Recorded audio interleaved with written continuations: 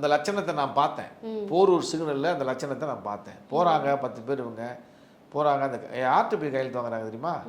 பழம் வச்சு விற்கிறவங்க, பூ வச்சு கட்டி விற்கிறவங்க, வயசான கிழவி கிட்டே, இது மாதிரி ரொம்ப அறியாமையில் இருக்க மக்கள்கிட்ட போய் ஹிந்தி வேணுமா வேணாமா கேட்டுட்டு இவங்கள அது கம்முன்னு இருக்கு அந்த அம்மா, சும்மா ஒரு கையெழுத்து போடுங்க அப்படின்னு கையெழுத்தை வாங்கிட்டு வந்துடுறாங்க.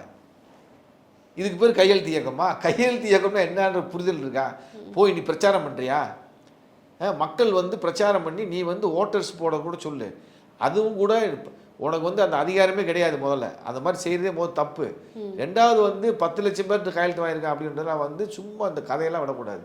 10 லட்சம் பேர் யார், எங்கே கையெழுத்து போட்டாங்க? அவனுக்கு ஒருத்த கூட கையெழுத்து போட மாட்டாங்க. மக்கள் வந்து ஹிந்தியை வந்து தெளிவாக புரிஞ்சு வச்சுருக்காங்க. ஹிந்தி என்ற மொழி எங்களுக்கு தேவையில்லை, அது சமஸ்கிருத திணிப்பு தான் அப்படின்றத நம்ம வந்து.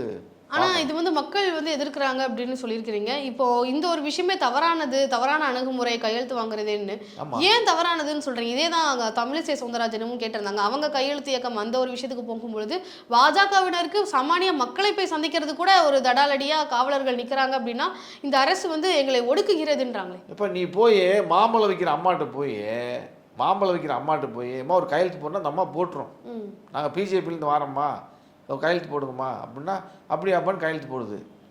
நான் பார்த்தேங்க. அப்படி தான் நீ போய் என்கிட்ட வந்து நீ கேட்டியா?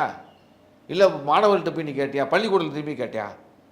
நீ காலேஜில் போய் கேட்டியா? பள்ளிக்கூட மாணவர்கள் பிஸ்கட் கொடுத்து கையெழுத்து, அது பிஸ்கட் கொடுத்தா கையெழுத்து, ஒரு அறியாத போய் 2 பேர் கையெழுத்து. பிஸ்கட் எதுக்கு கொடுக்குற நீ?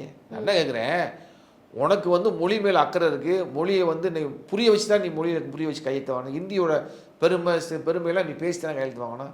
எதுக்குடா பிஸ்கட் கொடுக்குற நீயே? அப்போ நீ பண்ணுறது தப்புன்றதுனால பிஸ்கட் நீ கொடுக்குறாங்க. பிஸ்கட்னா லஞ்சம், அப்படி தானே? பசங்களுக்கு போனால் என்ன கொடுக்கணும்? பிஸ்கட் கொடுக்குற. இந்த புள்ள பிடிக்கிற மாதிரி அது. இந்த புள்ள பிடிக்கிற மாதிரி தான் மிட்டாய் கொடுத்து சின்ன பிள்ளைய பிடிச்சிட்டு போகிற மாதிரி நீ பிஸ்கட் கொடுத்து கையெழுத்து வாங்கிட்டு வர. நீ கேவலமா இல்லையா அது? ஆக இதெல்லாம் வந்து அயோக்கியத்தனம். இது நம்ம தமிழ்நாட்டை சேர்ந்த மக்கள் செய்கிறது வந்து ரொம்ப மோசமான நடவடிக்கை இது.